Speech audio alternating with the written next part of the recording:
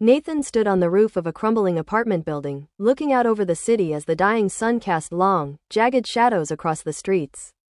The world below him was a cacophony of noise, car engines, horns blaring, distant conversations. But for him, the noise was drowned out by a single thought that gnawed at him. What should be erased? The weight of the pencil in his hand felt heavier than it had any right to. The small eraser at the top, barely touched by use, seemed like it contained an entire universe of choices. Nathan knew that every decision he made with the pencil could alter the very fabric of existence. The first time he had erased a small mistake, it had felt like nothing, a drop in the ocean. But this was different. He wasn't just erasing for himself anymore. This was the world at stake. The first true test, Nathan's first real test of his power, came not long after his meeting with Mirabelle. One evening, he had been walking home from the market when he heard the terrified cries of a woman. The sound cut through the night like a blade, sending shivers down his spine. Without hesitation, he ran toward the source of the cries, heart pounding, fear and instinct guiding his steps. In an alleyway, he found a young woman cornered by a man in a dark coat, his face twisted with malice.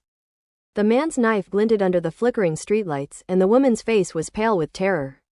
Nathan felt a surge of anger, but more than that, he felt the responsibility of his power swell within him. He could stop this, he had to stop this. With the pencil gripped tightly in his hand, Nathan closed his eyes and focused. He didn't need to make a sound. All he had to do was think of the knife, think of the danger it represented, and imagine it gone. Erased. When Nathan opened his eyes, the knife had disappeared. The man looked down in confusion, his hand now gripping nothing but air. He stumbled backward, trying to comprehend the sudden absence of his weapon. The young woman took the opportunity to run, tears streaming down her face. Nathan didn't pursue the attacker. The man, bewildered and stunned, fled into the night. Nathan exhaled slowly. He had done it, erased something real, something tangible. The pencil's eraser had worn down, just a fraction. But it had worked. For days after the incident, Nathan couldn't shake the feeling that something was wrong. The man hadn't been arrested. He hadn't been stopped in any true sense. Erasing his knife had only delayed the inevitable. Nathan's thoughts began to spiral. What if the man found another weapon? What if he attacked someone else?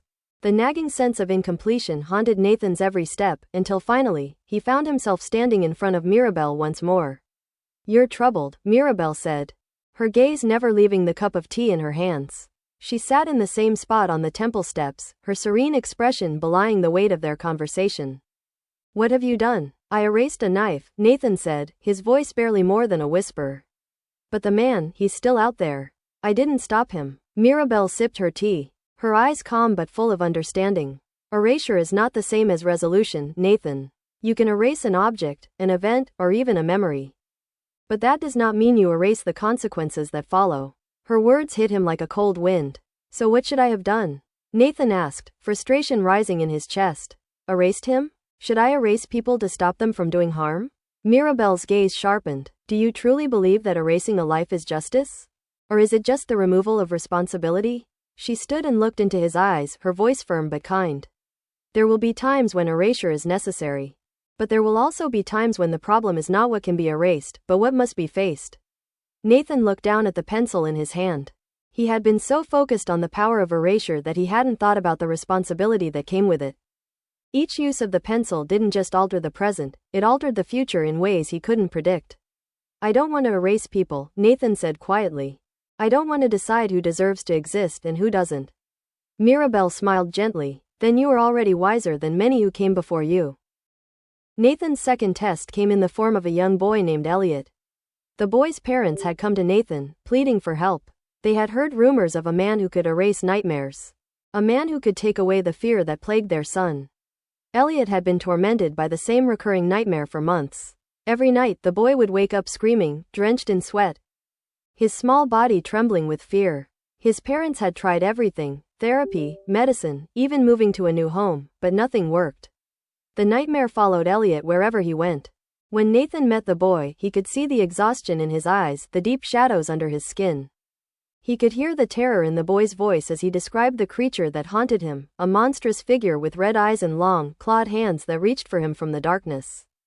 Nathan knelt beside Elliot and placed a hand on his shoulder. "I can make it go away," he said softly. Elliot's eyes widened, hope flickering in their depths.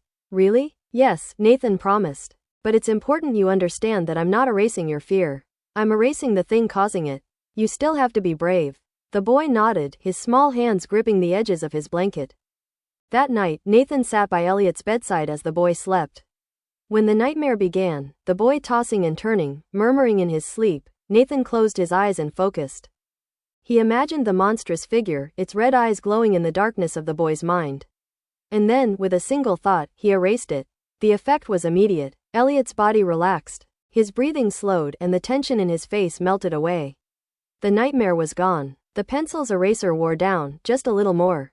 The following morning, Elliot's parents were overjoyed. They thanked Nathan profusely, offering him whatever they could as payment.